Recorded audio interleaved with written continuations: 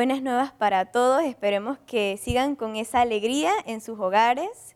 Nos acompaña el Padre Francisco, como siempre, y queremos seguir pues transmitiéndoles esa alegría del niño de Belén. Amén. Y bueno, todo el programa también pues va a ser navideño, ¿no? Porque todavía no se ha acabado la Navidad. Sí, yo estoy asombrado cómo la gente está despistada, porque es verdad, la gente está despistada y los medios de comunicación, algunos, despistan más. Y no sé, y algunas autoridades gubernamentales, porque estaba viendo unas noticias de una promoción impresionante para terminar con todo el 6 de enero. Si apenas estamos empezando la Navidad. ¿Qué están Se está hablando diciendo? que hay que quitar los arbolitos, que van a recoger los arbolitos, que no sé qué. En todo Panamá. Sí, pero que serán las noticias hoy. Y entonces, yo no sé, bueno, cada quien haga lo que quiera, pero en la Iglesia Católica la Navidad continúa hasta el 12 de 12 de enero. enero, ya lo hemos dicho.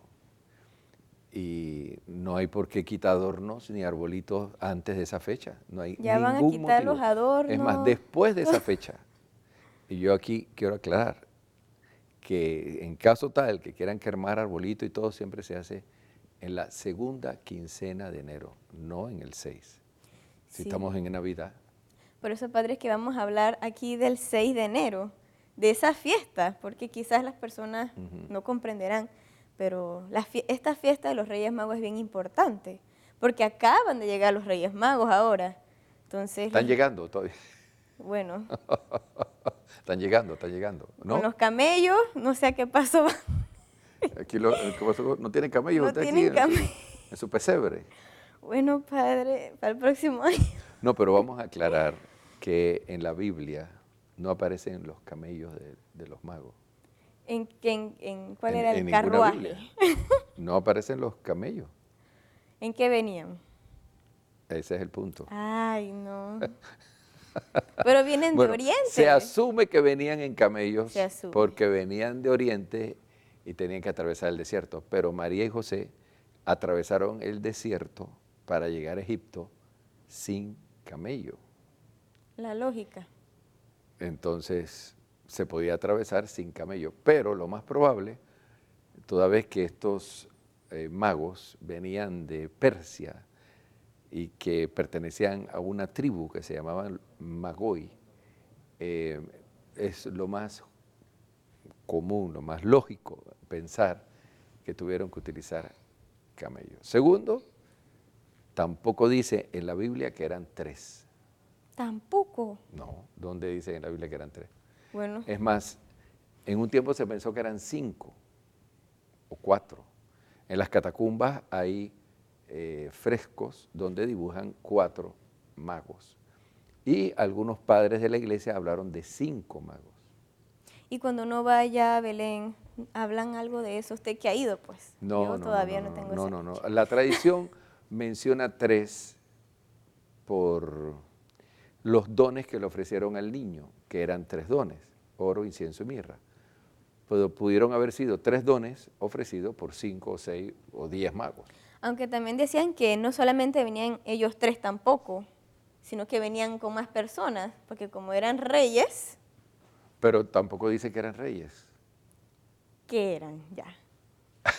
Y según los estudios que se han hecho, es probable que no hayan sido reyes, porque si hubieran sido reyes, sin lugar a duda, Mateo lo hubiera puesto, ¿no? Porque era impensable que siendo reyes, Mateo iba a omitir un dato tan importante que unos reyes vienen a postrarse ante Jesús. Sí. Pero también algunos piensan que Mateo omitió a propósito para evitar el altercado y pruebas a favor de que eran reyes el hecho que pudieron hablar con Herodes. Claro. Hablar directamente sin intermediarios. ¿De dónde viene la tradición de que eran reyes y que sus nombres eran Melchor, Gaspar y Baltasar? Vienen de los relatos de los evangelios apócrifos. El decir evangelios apócrifos, y eso está demostrado en los últimos años, porque después del concilio se hablaba muy duro de los apócrifos, ya actualmente no, porque por los estudios que se han hecho está claro que no todo lo que cuentan los evangelios apócrifos es errado, Sí, sino que los cierto. evangelios apócrifos están recogiendo testimonios orales. Y esto se ha comprobado porque por otras fuentes lo que afirman los evangelios apócrifos también está sustentado. Entonces no podemos descartar todo lo que está en los evangelios apócrifos. Sí, Hay porque cosas, muchos lo descartan y sí, ya no no, lo no, leen, no, no, dicen que no es cierto todo, pues. no, no, no, es un error porque primero se escribieron con detención, con cuidado, se escribieron para sostener una tradición que existía, no para crearla. Y por eso no se puede descartar todo lo que está en los evangelios apócrifos. Porque los evangelios apócrifos fueron escritos en círculos de comunidades cristianas primitivas. Y allí es donde se menciona, ¿verdad?, que los magos, sobre todo el protoevangelio de Santiago, que eran Melchor, Gaspar, Baltasar, que eran reyes, se menciona en alguno de ellos, no sé cuál, porque está el Evangelio de Tomás, hay varios de estos escritos, no los voy a mencionar todos porque el programa no es para esto, pero mencionan otros datos sobre los padres de la Virgen, que sus nombres eran Joaquín y Ana, que vivían cerca de Jerusalén. Uno de estos evangelios menciona que los hermanos de Jesús, eso que los evangelios llaman hermanos de Jesús, eran hijos del primer matrimonio de José, que José quedó viudo, y entonces por eso se les llamaba hermanos de Jesús, etc.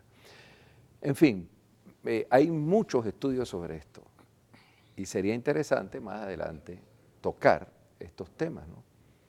Pero bueno, aquí es para aclarar de dónde vienen los nombres y de dónde viene que eran tres y que se menciona que eran reyes. Claro. De ahí es donde lo sacamos. Lo importante es el mensaje teológico que nos da el Evangelio de Mateo, porque el único de los 4 evangelios que narra este episodio es San Mateo. Y San Mateo escribe un evangelio para los judíos conversos. Entonces hay muchas cosas en el Evangelio de Mateo que son lenguaje propio de judíos y para judíos. Este episodio de la visita de los magos al portal de Belén, sin restarle lo que puede ser histórico, obviamente está escrito también con un lenguaje literario de un midrash acádico, que lo que quiere hacer Mateo es traspolar un mensaje de la matanza de los niños hebreos cuando nace Moisés y cómo Moisés es salvado con un parangón con la matanza de los niños de Herodes.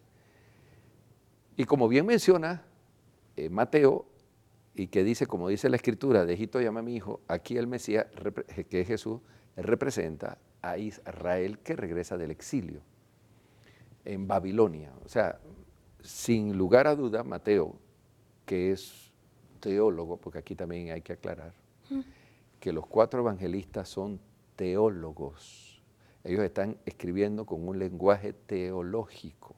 Los primeros teólogos. Los primeros teólogos de la nueva economía de la salvación, Claro y San sí. Pablo. Y San Pablo. Entonces, hay que conocer la mentalidad de ellos, qué es lo que ellos quieren explicar, qué es lo que ellos quieren comunicar.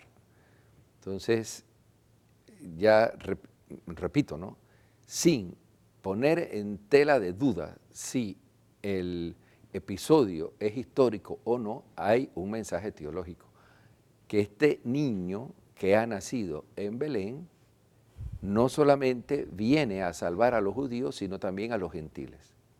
Y mientras en Jerusalén los sumos sacerdotes y los escribas y Herodes lo rechazan, incluso buscan acabar con él, los gentiles lo reconocen como el Mesías.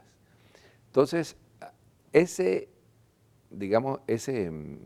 ese argumento que menciona en este segundo capítulo Mateo es el drama que vamos a encontrar a todo lo largo del Evangelio. O sea, que es como una síntesis o un prólogo de todo el drama que se va a vivir en el Evangelio. Es bonito eso, ¿no? Sí. Y al igual, estos signos del incienso, oro y mirra, que los padres de la iglesia vieron representados en esos signos, ¿verdad?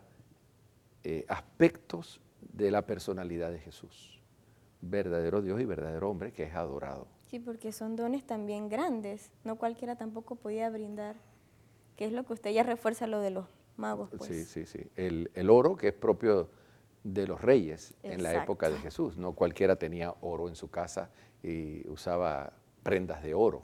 El oro Exactamente. en ese tiempo era muy codiciado, mucho más que ahora, muchísimo más que ahora. Que solamente también usaban los reyes prácticamente. Las coronas de los reyes y los cetros se hacían de oro, pero también las piezas de culto en el templo, Yahvé había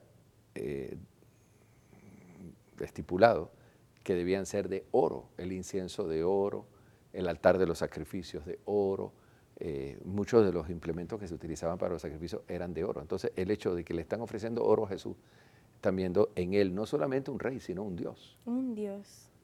O sea, según esa mentalidad bíblica, ¿no? Luego el oro, el incienso que se utilizaba para perfumar el altar y para perfumar el templo de Jerusalén. Entonces se lo ofrecen porque es algo propio y exclusivo de los sacrificios y de Dios. Y de Dios. En cuanto a la mirra, la mirra se utilizaba tanto para hacer incienso como para hacer ungüentos y fortalecer el cuerpo, los músculos. Se ve allí representada la humanidad de Cristo y el sacrificio de Cristo por nuestros pecados. Entonces, esta simbología es importante destacarle el oro, el incienso y la mirra. Y el hecho de que estos personajes se inclinen y adoren a ese niño que ha nacido. También es un gesto de reverencia, pues, que también... De humildad, de sencillez, porque hoy día la gente no quiere arrodillarse en el momento de la consagración. No quieren arrodillarse cuando pasan frente al sagrario. Tampoco. Yo me canso de decirlo.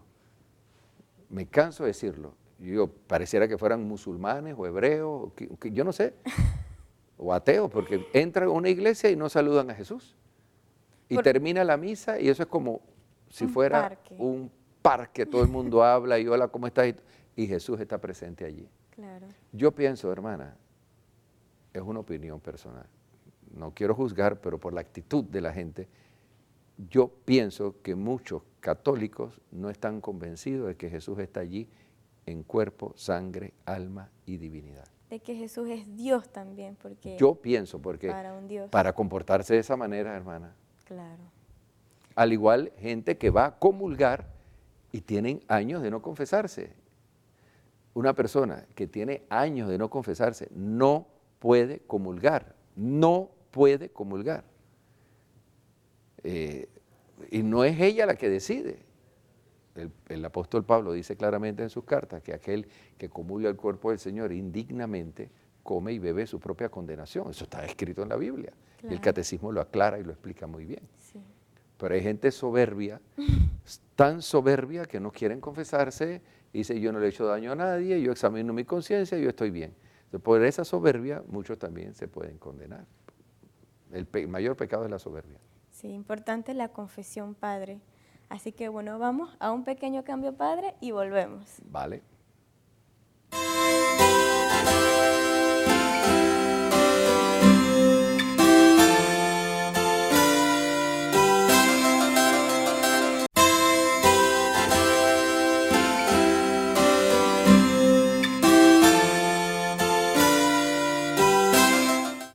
Continuamos en las buenas nuevas para todos, hablando mucho más sobre la importancia de la Epifanía y compartiendo mucho más sobre la alegría de la Navidad, del cual aún no se ha terminado, y bueno, poner a estos magos de ejemplos para nuestras vidas. Padre, entonces estos magos venían de Oriente. ¿Cómo fue Bueno, eso todo? lo dice la Biblia claramente, que venían de unos magos que venían de Oriente y seguían una estrella. ¿Cómo cuánto tiempo se de allí a allá? Bueno, pudieron haber sido un par de semanas fácilmente, a donde estaba la antigua Persia, fácilmente, Claro. estaba a más de 700 kilómetros, imagínate. Pero es interesante el dato, cómo tanto sacrificio, frío, calor por el desierto, y todo lo que se puede encontrar ahí por ese deseo bien impreso de poderse encontrar con ese niño. Quiero saber quién es este niño. Quiero Sí. ver este niño.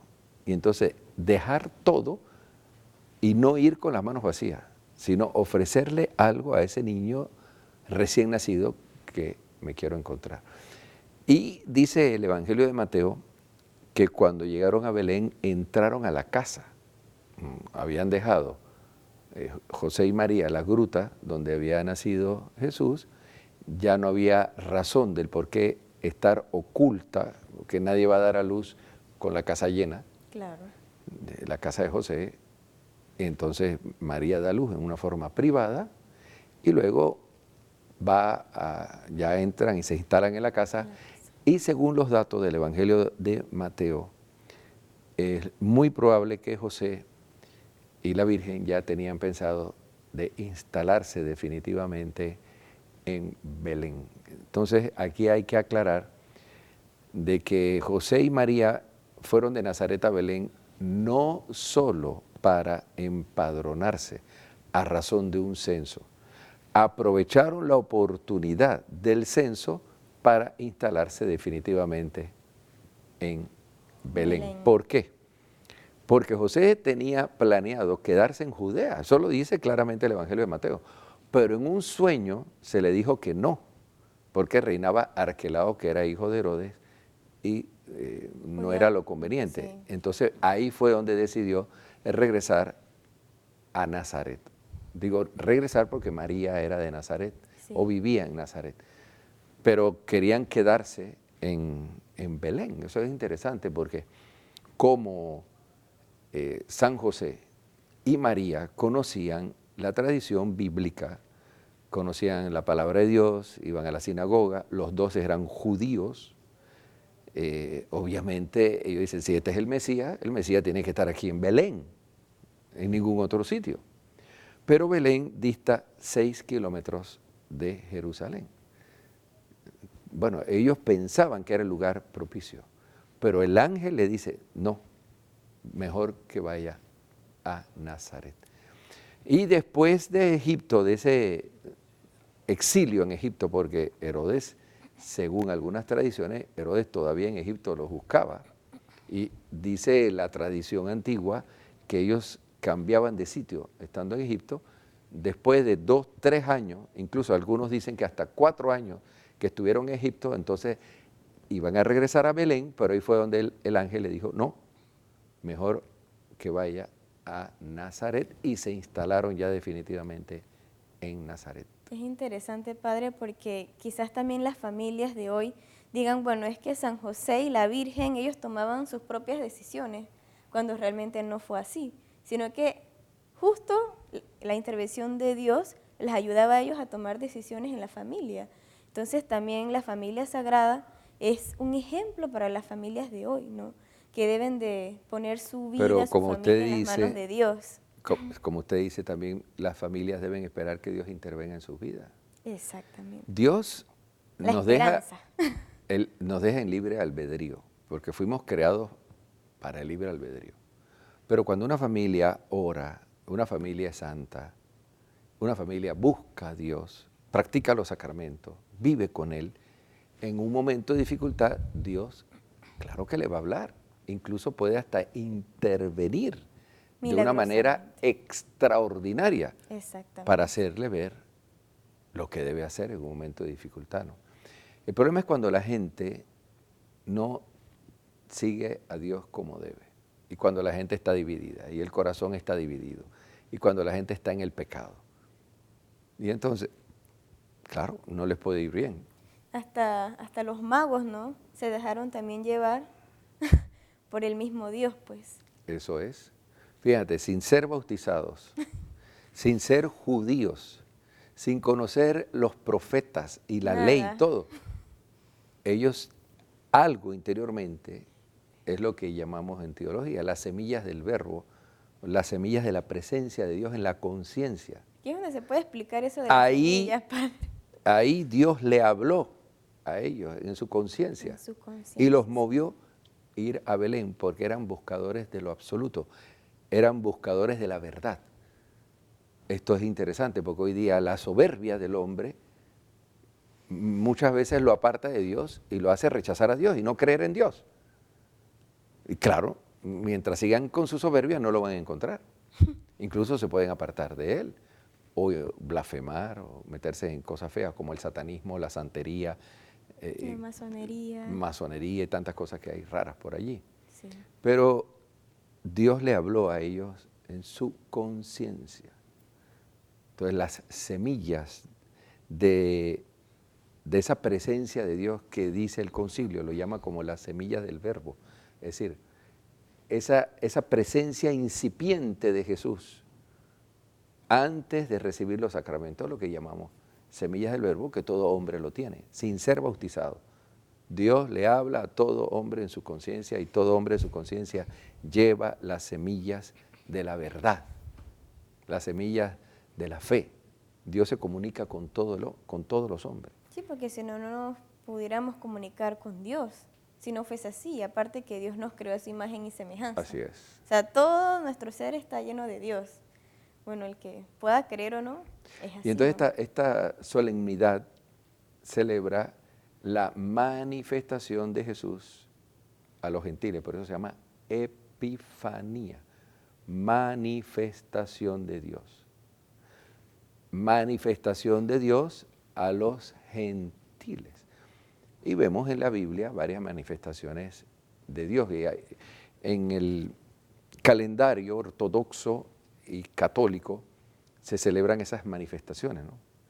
La manifestación de la Navidad en los ortodoxos se celebra una triple manifestación el 6 de enero, que es la manifestación de Jesús a los judíos, a los gentiles, a los judíos en las bodas de Caná, a los judíos, a los gentiles con la Epifanía, la llegada de los magos, y la manifestación de Jesús a los judíos en el bautismo, y en las bodas de Caná a los discípulos. Son las tres manifestaciones. Jesús se manifiesta a los discípulos, Jesús se manifiesta a los gentiles, Jesús se manifiesta a los judíos, y eso se celebra el mismo día, el 6 de enero.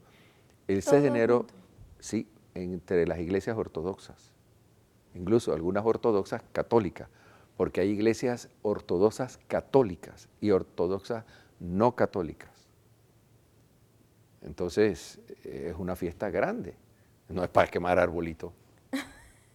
Es más, yo creo que del año, la fiesta que más nos une, porque no siempre la Pascua se celebra la misma fecha, la mayoría de las veces no coincide la celebración de la Pascua con la iglesia ortodoxa.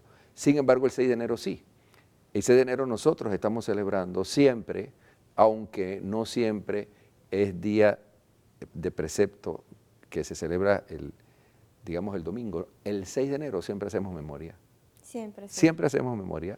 Y en diócesis como Roma y en España, el 6 de enero siempre es una fecha fija. Es una fecha fija que no se mueve, ¿no? Acá, porque es día de precepto y las personas no pueden ir a misa, se coloca al domingo más próximo del 6 de enero. Entonces, este año la fiesta de la Epifanía es el 5. No obstante, el 6 de enero siempre sigue en la memoria nuestra porque siempre fue día de la Navidad para los ortodoxos y siempre celebramos nosotros ese día la Epifanía antes del concilio. Queda también como una remembranza y como memoria, ¿no? Sí. Se puede celebrar también. Yo siempre celebro el 6 de enero la Epifanía, siempre. Sí, también muchas personas, pues, al ver esta fiesta, pues, de los magos, se sienten muy identificados, pues, porque los que tiran las cartas, lo que hacen el tarot, lo que hacen los baños para la suerte. Más o menos, más o menos. Sí, porque, o sea, es como la representación de nosotros, pues, que vamos a buscar a ese Dios. Entonces también como que, como usted dice, ¿no? De los gentiles, ¿no? De los que somos nosotros, que venimos de la nada y Claro, vamos es a la buscar a ese Dios. universalidad del mensaje de Jesús. La universalidad, Jesús no es exacto. exclusivo, Jesús no es exclusivo de la Iglesia Católica, no es exclusivo de los cristianos, no es exclusivo de los judíos, que los primeros cristianos fueron judíos, no todos, pero muchos de ellos, y en algunas comunidades la mayoría. Jesús es para todo el universo. Jesús es para todos. Así es que esta fiesta es linda, la Sí, Epifanía es una padre. fiesta hermosa. Bueno, padre, hemos llegado al final del Y a programa. propósito, viene el año de la rata, hermana.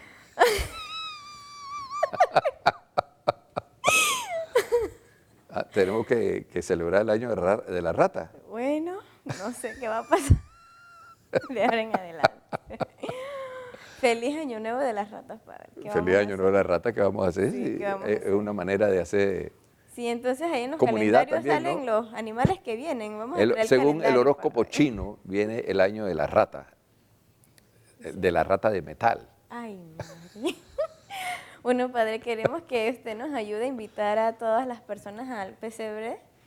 Es que es viviente. Uy, sí, antes de van a ver una despedirnos. experiencia hermosa, linda, porque por primera vez vamos a hacer en Panamá un pesebre viviente con interacción con los personajes en cada stand o pasos donde la gente puede verlos actuar.